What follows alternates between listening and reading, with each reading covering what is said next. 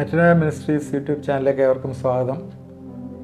സാത്താൻ മനുഷ്യരെ ആക്രമിക്കുന്ന അല്ലെങ്കിൽ പരീക്ഷിക്കുന്ന വിധങ്ങളെക്കുറിച്ചാണ് നമ്മൾ സംസാരിച്ചുകൊണ്ടിരുന്നത്. കഴിഞ്ഞ ദിവസം നമ്മൾ stealing the word of God, ദൈവവചനം മോഷ്ടിച്ചുകൊണ്ട് പോകുന്നതിനെക്കുറിച്ചാണ് സംസാരിച്ചത്. അവസാനം നമ്മുടെ ഇടയിലൊക്കെ നടക്കുന്ന 3 പ്രധാനപ്പെട്ട സുവിശേഷങ്ങളെക്കുറിച്ച് ഞാൻ പറഞ്ഞു. നിങ്ങൾ ശ്രദ്ധിച്ചിട്ടുണ്ടാവും, ഇല്ലെങ്കിൽ അത് നിങ്ങൾ പോയി ഒന്ന് പ്രീവിയസ് എപ്പിസോഡൊന്ന് വാച്ച് ചെയ്യുന്നത് നല്ലതാണ്. ഇന്ന് പലയിടത്തും പല രീതിയിലാണല്ലോ ഇന്ന് സഭകളിലൊക്കെ പഠിപ്പിക്കുന്നത്. ചിലർക്ക് ട്രഡീഷൻസ് ഇമ്പോർട്ടൻസ് കൊടുക്കുന്നു, ചിലർ ട്രസ്റ്റൈലിന് ഇമ്പോർട്ടൻസ് കൊടുക്കുന്നു, ലീഗലിസ്റ്റിക് വ്യൂസിൽ ഫോർമലൈസ്ഡ് ബിഹേവിയർ കൺട്രോൾ, ഇങ്ങനെയൊക്കെയുള്ള പല രീതിയിലൊക്കെ ഇന്ന് സഭകളിലുണ്ട്. അതിനൊന്നും വലിയ പ്രാധാന്യമില്ല, ദൈവവചനത്തിനാണ് പ്രാധാന്യം. അത് പിശാച് പലപ്പോഴും മോഷ്ടിച്ചുകൊണ്ട് പോകുന്നു. ചില അടുത്ത് സോഷ്യൽ ഗോസ്പലാണുള്ളത്. നമ്മൾ നന്മ ചെയ്യുക, നല്ല പ്രവൃത്തി ചെയ്യുക, ദൈവത്തിൻ്റെ വചനമൊന്നും പ്രസംഗിക്കേണ്ട, കമ്മ്യൂണിറ്റിയെ ഡെവലപ്പ് ചെയ്യുക, ഒരു സോഷ്യൽ ജസ്റ്റിസ് നടപ്പാക്കുക, ഇങ്ങനെയൊക്കെയുള്ള ചിന്തകളാണുള്ളത്. അത് നല്ലതാണ്, എന്നാൽ അതിനുപരിയായിട്ടുണ്ട് എന്ന് നമ്മൾ മറന്നുപോകുന്നു. ചിലയിടത്ത് നേരത്തെ പറഞ്ഞ തെറാപ്റ്റിക് ഗോസ്പൽ, ചികിത്സാപരമായിട്ടുള്ള ഗോസ്പലിനെ കുറിച്ച് പറഞ്ഞു. അതെന്താണ്? വിക്ടോറിയസ് ലിവിങ് ആണ് ആവശ്യം. അതുകൊണ്ട് നമ്മുടെ ജീവിതം ലൈഫ് കോച്ചായിട്ട്, ഗോസ്പൽ ഫോർ ലൈഫ് കോച്ച് ആയിട്ടുള്ള ഒരു ഗോസ്പൽ, നമ്മുടെ ജീവിതം വിക്ടോറിയസ് ആവണം, സക്സസ്ഫുൾ ആവണം എന്നുള്ള ചിന്തകൾ. അവിടെ അനുതാപവും ക്രൂശും ദൈവവചനമൊന്നും ഇല്ലാതിരിക്കും. എന്നാൽ നേരത്തെ പറഞ്ഞ പോലെ പ്രോസ്പെരിറ്റി ഗോസ്പലും ഉണ്ട്. ബുദ്ധിയില്ലാത്ത ഗലാത്യരെ, യേശുക്രിസ്തു ക്രൂശിക്കപ്പെട്ടവനായി നിങ്ങളുടെ കണ്ണിന് മുമ്പിൽ വരച്ചു കിട്ടിയിരിക്കെ നിങ്ങളെ ക്ഷുദ്രം ചെയ്ത് മയക്കിയതാണ്. ശരിക്കും യേശുക്രിസ്തു, ക്രൂശിക്കപ്പെട്ട ക്രിസ്തുവിനെ പ്രസംഗിക്കുന്നതിന് പകരം ഇന്ന് എങ്ങനെ പണമുണ്ടാക്കാം എന്ന് പ്രസംഗിക്കുന്ന ഗോസ്പലും ഉണ്ട്, നമുക്കറിയാം. ഇതെല്ലാം തന്നെ സ്റ്റീലിംഗ് ആണ്. വേറെ രീതിയിൽ പറഞ്ഞാൽ അടുത്തൊരു പോയിൻ്റായിട്ട് പറയുന്നത് twisting the word of God, ദൈവവചനം ഉരുട്ടി അവരുടെ ഇഷ്ടത്തിന് കൊണ്ടുവരിക. Right division of word of God എന്നും പറഞ്ഞ് പഠിപ്പിക്കുന്ന പോലും ഞാൻ ശ്രദ്ധിച്ചിട്ടുണ്ട്. ചില ചാനലിലൊക്കെ this is a right division of word of God എന്ന് പറഞ്ഞ് പഠിപ്പിക്കുന്ന ചാനൽ പോലും യഥാർത്ഥത്തിൽ അതിൻ്റെ മീനിങ്ങുകൾ, അതിൻ്റെ വേർഡിൻ്റെ മീനിങ്ങുകളൊക്കെ എടുത്തിട്ട് ട്വിസ്റ്റ് ചെയ്ത് അവരുടെ ഇഷ്ടത്തിനുള്ള ഒരു ഡോക്ടറിലേക്ക് മാറ്റുന്ന പഠിപ്പിക്കലുകൾ ധാരാളമുണ്ട്. ഒരുപാട് എക്സാമ്പിൾസ് നമുക്ക് അതിനെക്കുറിച്ച് പറയാം. ബൈബിളിലെ വാക്യങ്ങൾ വേറൊരു ഉദാഹരണം പറഞ്ഞാൽ, ശലോമോൻ്റെ സദൃശവാക്യങ്ങൾ 15:6, നീതിമാൻ്റെ വീട്ടിൽ വളരെ നിക്ഷേപമുണ്ട് എന്ന് പറഞ്ഞൊരു വാക്യം. നീതിമാൻ്റെ വീട്ടിൽ വളരെ നിക്ഷേപമുണ്ട്. അതുകൊണ്ട് ദൈവം പറഞ്ഞിരിക്കുകയാണ് വെൽത്ത് അക്യുമുലേറ്റ് ചെയ്യുക എന്നുള്ള ദൈവത്തിൻ്റെ കമാൻഡാണെന്ന് പഠിപ്പിക്കുന്ന ആൾക്കാരുണ്ട്. അതിനകത്ത് ഒരു കമ്പാരിസണാണ് വെച്ചിരിക്കുന്നത്. ദുഷ്ടന് സമ്പത്തില്ല, എന്നാൽ നീതിമാൻ്റെ വീട്ടിൽ ഒരുപാട് നിക്ഷേപം ഉണ്ടെന്ന് പറഞ്ഞൊരു കമ്പാരിസൺ വെച്ചിരിക്കുമ്പോഴേ അതെടുത്തിട്ട് പഠിപ്പിക്കുകയാണ്, നിങ്ങൾ നീതിമാനായാൽ നിങ്ങളുടെ വീട്ടിൽ സമ്പത്ത് കുന്നുകൂടും എന്ന് പറഞ്ഞാൽ എന്തിനാണ് സമ്പത്ത് കിട്ടിയിരിക്കുന്നത്? അത് നിങ്ങളെ റിച്ചാക്കി നിങ്ങളെ അങ്ങ് വളർത്താൻ വേണ്ടിയാണ്. ഒരു ചാരിറ്റി ആവശ്യമില്ല എന്നുള്ള രീതിയിൽ ഈ ലോകത്തിലുള്ള ചിന്ത കൊണ്ടുവന്നിട്ട് ഈ ലോകത്തിൽ തന്നെ അവൻ്റെ ജീവിതത്തെ നശിപ്പിച്ച് കളവാനായിട്ടുള്ള ദ്രവ്യാഗ്രഹം കൊണ്ടുവരുവാനായിട്ട് ദൈവവചനം ടെസ്റ്റ് ചെയ്തു. അതേപോലെ യേശുക്രിസ്തു പഠിപ്പിച്ച ചില വാക്യമാണ് യോഹന്നാൻ 10:28, ഞാൻ അവർക്ക് നിത്യജീവൻ കൊടുക്കുന്നു, അവ ഒരു നാളും നശിച്ചു പോവുകയില്ല. ഞാൻ കൊടുക്കുന്ന നിത്യജീവൻ അത് ഒരു നാളും നശിച്ചു പോവുകയില്ല, ഒരു കണ്ടീഷനൊന്നും ഇല്ലല്ലോ, അതുകൊണ്ട് എനിക്ക് തോന്നുന്ന പോലെ ജീവിക്കാം എന്ന് പറഞ്ഞിട്ട് ആ രീതിയിൽ പഠിപ്പിക്കുന്ന ട്വിസ്റ്റ് ചെയ്തു ദൈവവചനത്തെ ടെസ്റ്റ് ചെയ്യാണ്. ഞാൻ രക്ഷയൊക്കെ പ്രാപിച്ചു, ഇനിയും കുഴപ്പമൊന്നുമില്ല, എനിക്ക് ലൈസൻസായി, ദൈവരാജ്യത്തിൽ പോകാം, ഇപ്പോൾ ക്രിസ്തുവേശുള്ളവർക്ക് ശിക്ഷാവിധിയില്ല. റോമർ 8-ാം അധ്യായം കൂടി എടുത്തു, 2 കുറിവാക്യങ്ങൾ ചേർത്ത് വെച്ചു. ഇനി എനിക്ക് കുഴപ്പമൊന്നുമില്ല, എനിക്ക് തോന്നുന്ന പോലെ ജീവിക്കാം എന്നൊക്കെ പറഞ്ഞിട്ട് ട്വിസ്റ്റ് ചെയ്യുന്നു വേർഡ് ഓഫ് ഗോഡ്. ഇതൊക്കെ പിശാച് കൊണ്ടുവരുന്നതാണ് ആ ട്വിസ്റ്റിങ്.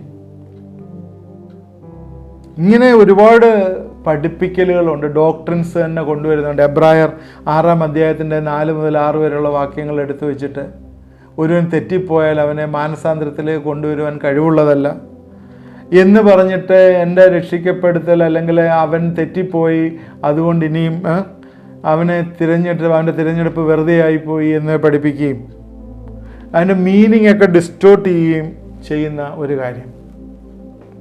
ഇത് സാത്താൻ്റെ പഴയ പരിപാടിയാണ്.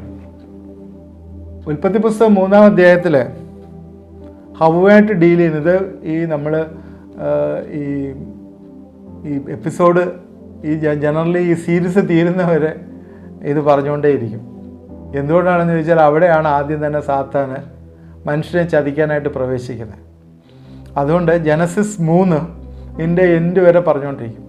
അതുപോലെ തന്നെ സാത്താന് യേശുക്രിസ്തുവിനെ പരീക്ഷിച്ച കാര്യവും അതും എൻഡ് വരെ പറഞ്ഞുകൊണ്ടേയിരിക്കും. കാരണം അവിടെയൊക്കെ ഇത്തിരി നമുക്ക് മാർഗദർശനങ്ങളുണ്ട്. സത്യമായിട്ട് ദൈവം ഇത് കൽപ്പിച്ചിട്ടുണ്ടോ? ദൈവം വാസ്തവമായി കൽപ്പിച്ചിട്ടുണ്ടോ? അവനെ ദൈവവചനം ടെസ്റ്റ് ചെയ്യുവാൻ ആദ്യം ശ്രമിക്കുകയാണ്.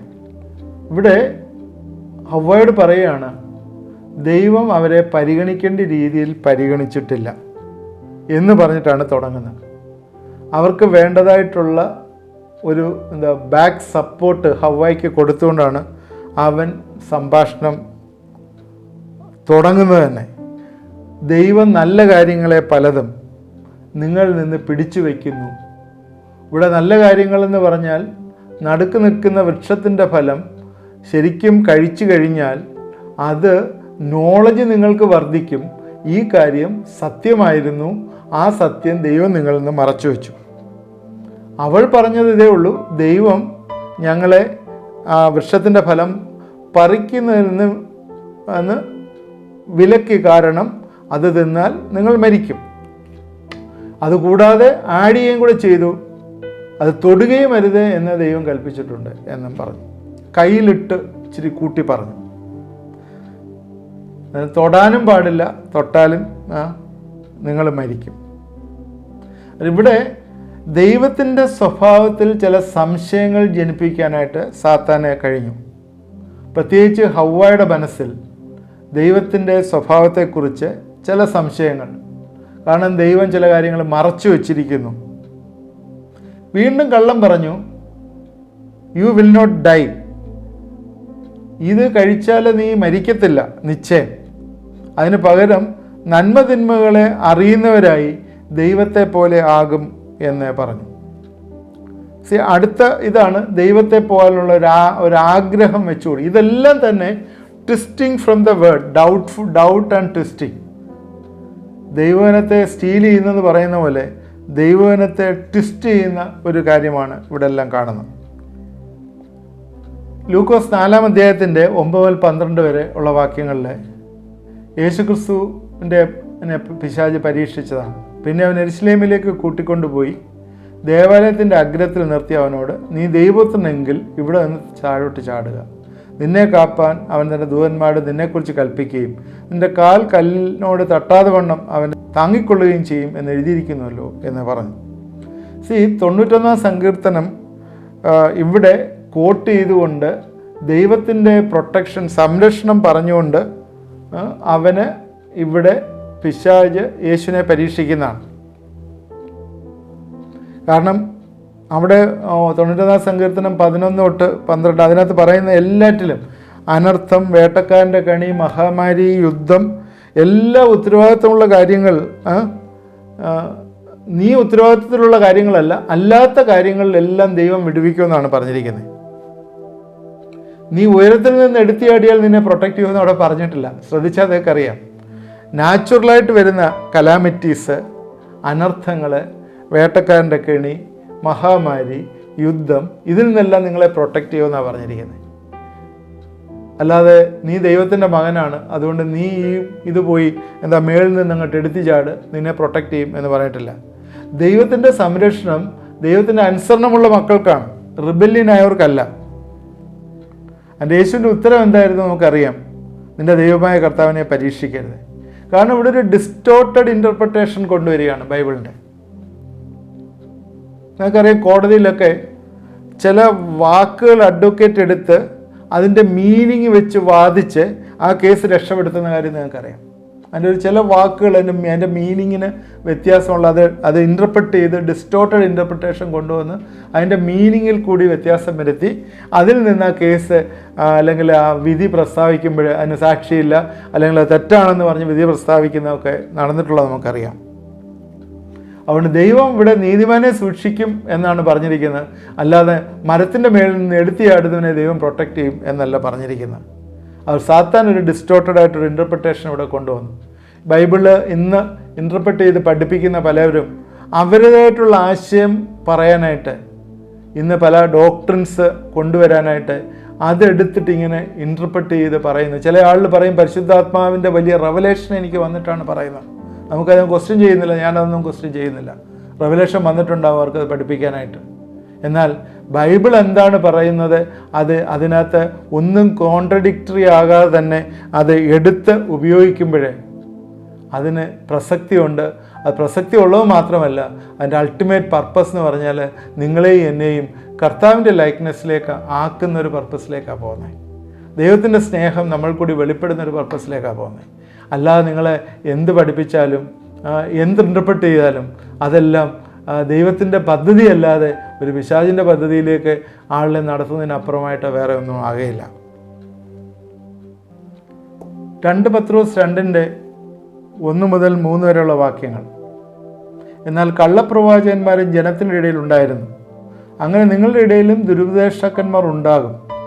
അവർ നാശകരമായ മതഭേദങ്ങളെ നുഴയിച്ച് തങ്ങളെ വിലയ്ക്ക് വാങ്ങി നാഥനെ തള്ളിപ്പറഞ്ഞ് തങ്ങൾക്ക് തന്നെ ശീഘ്രനാശം വരുത്തും.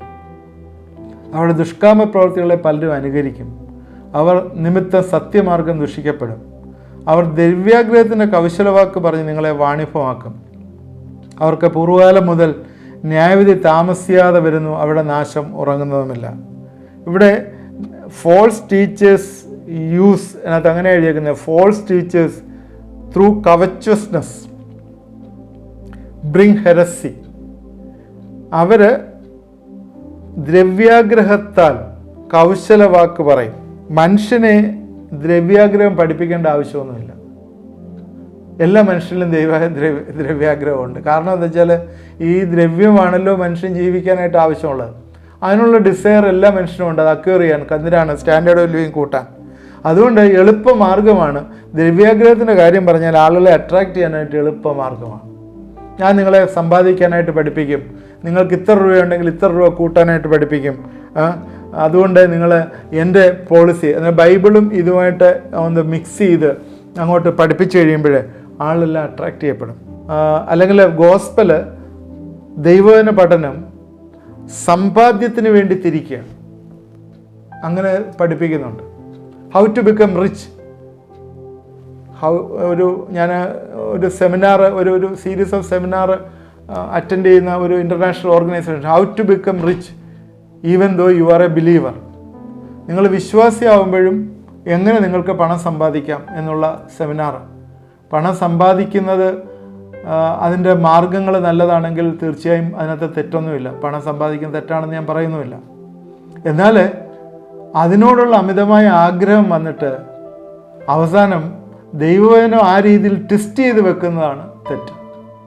ദൈവവചനം നമ്മൾക്ക് തന്നിരിക്കുന്നത് ദൈവത്തിൻ്റെ പ്രമാണം മനസ്സിലാക്കി ദൈവത്തിൻ്റെ മക്കളായിട്ട് തുടർമാനമായി ജീവിക്കാനും അവൻ്റെ നിത്യരാജ്യത്തിലെ അംഗങ്ങളായി എറ്റേണിറ്റി വരെ അവനോടുകൂടി ഇരിക്കാനുമായിട്ടാണ്. അല്ലാതെ ദൈവവചനം തന്നിരിക്കുന്നത് ഏതെങ്കിലും രീതിയിൽ പണം സമ്പാദിച്ച്, എളുപ്പമാർഗ്ഗങ്ങളിൽ പണം സമ്പാദിച്ച് ഞാൻ കാര്യങ്ങളെ ചെയ്യാനായിട്ടല്ല എന്നുള്ളത് നമ്മൾ മനസ്സിലാക്കുക. അപ്പോൾ ട്വിസ്റ്റിംഗ് ദ വേർഡ്, ദൈവത്തിൻ്റെ വചനം ട്വിസ്റ്റ് ചെയ്യുന്നത് ഇന്ന് ഒരു സർവ രീതിയിലുള്ള ഒരു കാര്യമാണ് നമ്മൾ മറന്നു പോകുന്നത്. തീർച്ചയായും ഇന്നത്തെ ചിന്തകൾ ഞാൻ തുടർമാനമായി ചിന്തിക്കാനായിട്ടുണ്ട്. ഡോക്ട്രിൻസിനെ കുറിച്ച് ട്വിസ്റ്റിങ്, അതുപോലെ സുവിശേഷത്തിലെ ട്രസ്റ്റ് ഇല്ലാതുള്ള ട്വിസ്റ്റിങ്, ഇങ്ങനെയൊക്കെയുള്ള ഒരുപാട് ട്വിസ്റ്റിംഗ് ഉണ്ട്. ഇതിനെക്കുറിച്ച് നമുക്ക് അടുത്ത ക്ലാസ്സിൽ ചിന്തിക്കാം. ഇത് നമ്മൾക്ക് തുടർമാനമായിട്ട് ഇത് മുമ്പോട്ട് പോവുകയാണ്. ദൈവം നമ്മളെ സഹായിക്കട്ടെ. ഞാൻ ഇന്ന് പറയാനായിട്ട് ആഗ്രഹിച്ചത് എന്ന് പറയുന്നത് ദൈവവചനം സാത്താൻ ട്വിസ്റ്റ് ചെയ്യുന്ന കാര്യമാണ്. ഇത് ആരംഭിച്ചത് തന്നെ ഹവ്വായിൽ കൂടി ഏദൻ തോട്ടത്തിൽ ആരംഭിച്ചെങ്കിലും അതിപ്പോഴും പല രീതിയിൽ വന്നുകൊണ്ടേയിരിക്കുകയാണ്. ഇപ്പോഴീ തിയോളജിയും അതുപോലെ സ്റ്റഡി കൂടി വരുന്നതനുസരിച്ച് ഓരോ വാക്യങ്ങളുടെയും ഓരോ വേർഡ്സിൻ്റെ മീനിങ് എടുത്തുകൊണ്ട് നമ്മൾ പലതും ട്വിസ്റ്റ് ചെയ്യുന്നതായിട്ട് കാണുന്നുണ്ട്. എന്നാൽ ബേസിക്കായിട്ട് അതിൽ എഴുതിയിരിക്കുന്നത് എന്താണെന്ന് അതുപോലെ അങ്ങ് വിശ്വസിച്ച് അത് ഫോളോ ചെയ്താൽ അതിൽ കൂടി നിങ്ങൾക്ക് നന്മകളും അനുഗ്രഹങ്ങളും ഒക്കെ ദൈവം തരും. ദൈവത്തിൻ്റെ മക്കൾക്ക് ദൈവം അനുഗ്രഹങ്ങളും നന്മകളും തരും. ദൈവം വഴിയിലെ വിളിച്ച് വെറുതെ ഇട്ടിട്ട് പോകുന്ന ദൈവമൊന്നുമല്ല. അതുകൊണ്ട് ഡിസ്റ്റോർട്ടഡ് ഇൻ്റർപ്രിട്ടേഷൻ നടത്തി ആളുകളെ വലിച്ചുകൂട്ടി പിശാചിനുള്ള ന്യായവിധിക്കും നമ്മൾ അർഹരായി തീരരുത് എന്ന് മാത്രമാണ് എനിക്കതിനകത്ത് പറയാനായിട്ടുള്ളത്. ഏതൊന്ന് കോട്ട് ചെയ്താലും നമ്മൾ കോട്ട് ചെയ്യുമ്പോൾ അത് ദൈവം ആ എഴുതിയ ആൾ എന്താണ്, അന്നത്തെ പ്രവാചകനാണെങ്കിലും അല്ലെങ്കിൽ അപ്പോസ്തലനാണെങ്കിലും അന്ന് എഴുതിയത് എന്താണ്, എന്ത് മീനിങ്ങിലാണ് എഴുതിയതെന്ന് വെച്ചാൽ അതേ ആശയത്തിൽ അത് മനസ്സിലാക്കി അത് ഫോളോ ചെയ്താൽ നമ്മൾ ദൈവത്തിൻ്റെ വഴികളിൽ അവൻ്റെ കൃപയിൽ ജീവിക്കുന്നവരാണ് എന്ന് നമുക്ക് പറയാൻ പറ്റും.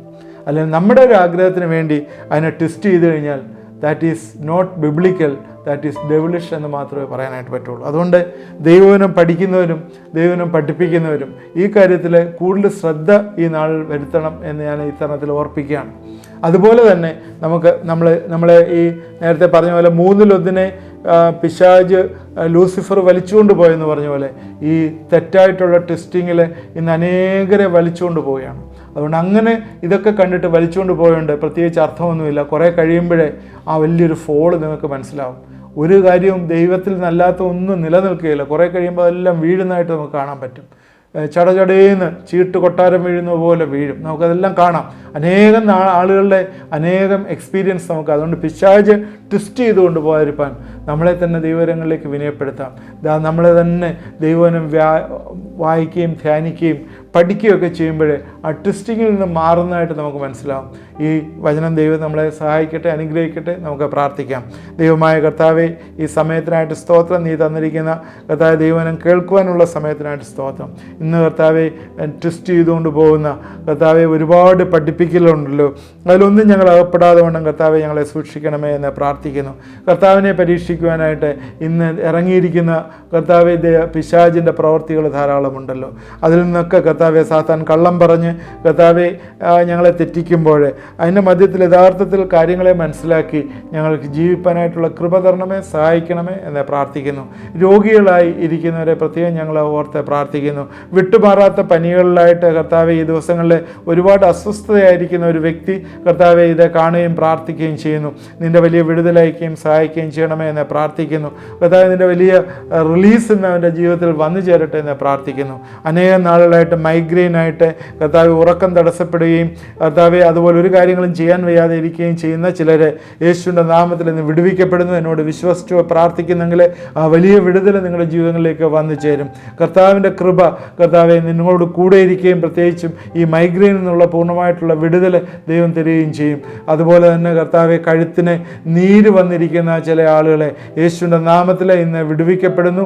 കർത്താവെ അതിനകത്ത് നെർവിൻ്റെ പ്രശ്നമാണോ എന്താ അറിയില്ല, കഴുത്തിൽ വലിയ നീര് വന്നിട്ട് ട്രീറ്റ്മെൻറ്റിലിരിക്കുന്നവരെ കർത്താവെ ഇന്ന് വിടുവിക്കപ്പെടുവാനായിട്ട് നിൻ്റെ കരങ്ങളിലേക്ക് സമർപ്പിച്ച് പ്രാർത്ഥിക്കുന്നു. കർത്താവെ നീ സഹായിക്കണമേ, വിടുവിക്കണമേ, അനുഗ്രഹിക്കണമേ. പ്രാർത്ഥന കേട്ടോർത്ത് സ്തോത്രം, അനുഗ്രഹിക്കും സ്തോത്രം. യേശു ക്രിസ്തുവിൻ്റെ നാമത്തിൽ പ്രാർത്ഥിക്കുന്നു, കേൾക്കുമാറാകണമേ. ആമേൻ. തുടർമാനമായിട്ട് ഇത് സംസാരിക്കുന്നതാണ്, നിങ്ങളിത് കേൾക്കണം. നാളെയും ഇതുണ്ടല്ലോ, ഇത് അറ്റൻഡ് ചെയ്യണം. ഇത് തീർന്നിട്ടില്ല. ട്വിസ്റ്റിംഗ് ദ വേർഡ് വീണ്ടും കണ്ടിന്യൂ ചെയ്യാണ്. ദൈവം നമ്മളെ എല്ലാവരെയും അനുഗ്രഹിക്കട്ടെ.